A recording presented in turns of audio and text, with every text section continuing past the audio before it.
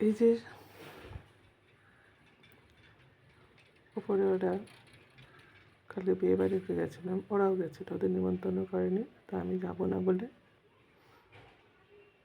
বিয়ে বাড়ি যেতে দেবে না বলে আমি যাবো না, যেতে দেবে না বলে আমি যাবো না, হয়তো সৈকত করেছে। যেতে দেবে না বলে নানান ধরনের সৈকত বলুন, সৈকতের বুদ্ধি এটা।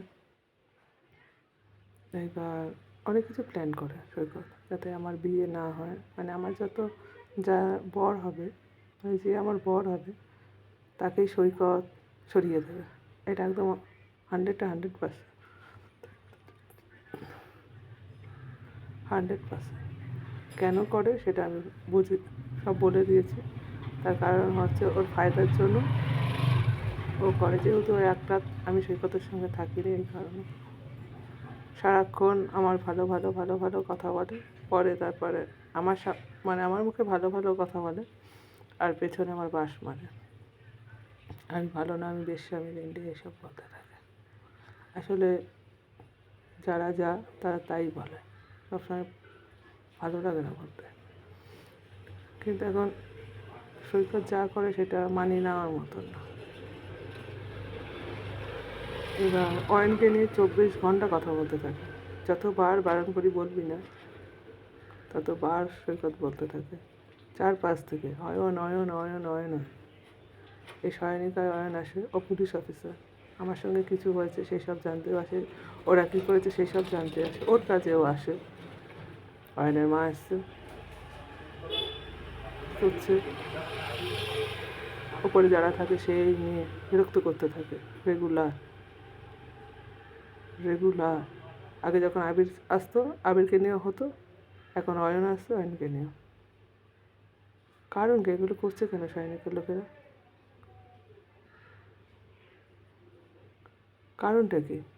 সোনামা যে ফ্ল্যাট আছে, দোতলায় সৈনিকা আছে, কারণটা কি? ওরা এই কাজ করে কেন? আবার আজকে বললো অয়নের মা, অয়নকে মারতে গিয়ে অয়নের মায়ের মাথা ফেটে গেছে। সৈকতই বলে, আমি জানি না। সৈকত ওপরে যা হয় সব কথা আমায় শোনায়, সবাই জানে, কেউ তো আমি ভাইরাল। চলছে কি এগুলো এখানে রোজ? বিয়ে বাড়িতে গেছি সেই জিনিস।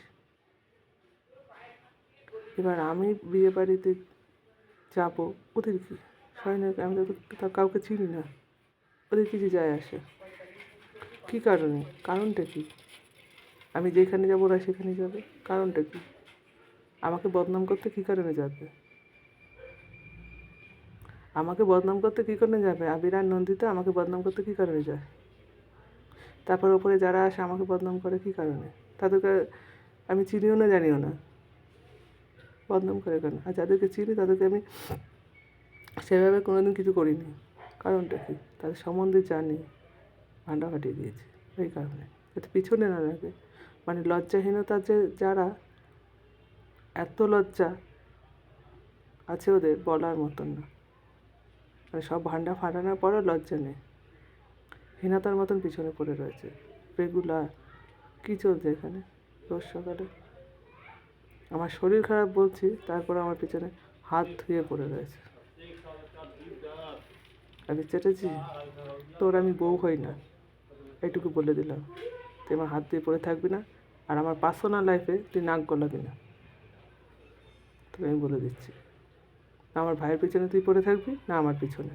হাত ধুয়ে পড়ে রয়েছিস, আর তোকে বলছি ভাইরাল কাটাতে, তুই ভাইরাল কাটাচ্ছিস না। কী কারণে? পার্টির লোক কী করবে না করবে আমি বুঝবো, তুই কে? আমার ভেতরে ভাইরাল তুই করেছিস, বন্ধ কর। সৈকতকে জিজ্ঞেস করি, সৈকত বলছে আমি করিনি। আমার ভেতরে ভাইরাল বন্ধ কর।